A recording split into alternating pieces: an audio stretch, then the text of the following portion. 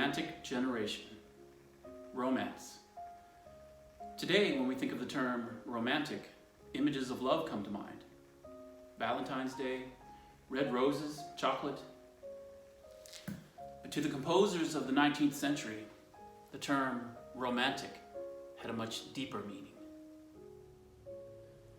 Romanticism. In the 19th century, the term applied to literature, art, and music. Right? We're talking about Western culture, not just one specific art form like music. The word derived from the medieval romance, which is like an epic, right? In the true original sense of the word epic. A romance was a poem or a tale about a hero doing heroic things, right? The term romance also implied something distant, something legendary and fantastic.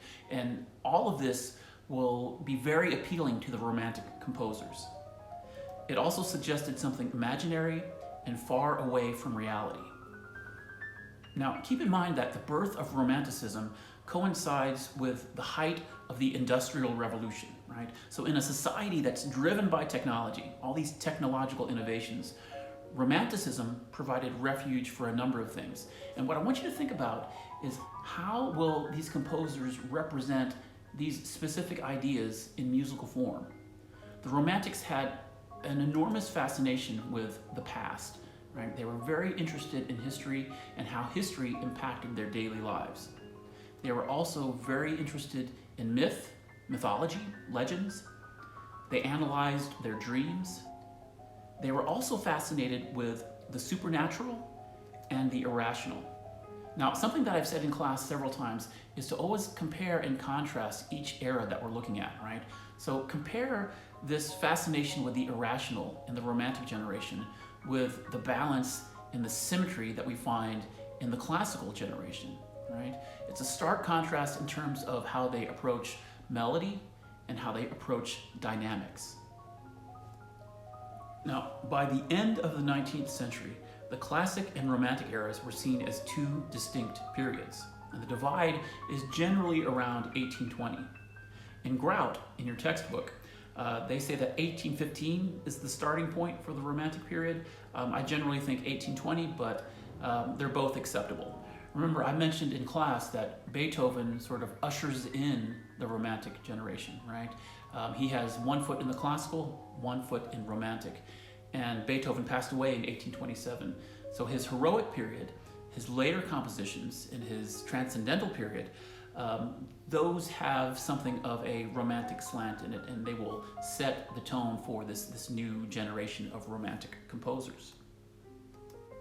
Now, the composers from the Romantic generation, they respected conventions, right? They still used forms like sonata allegro and rondo.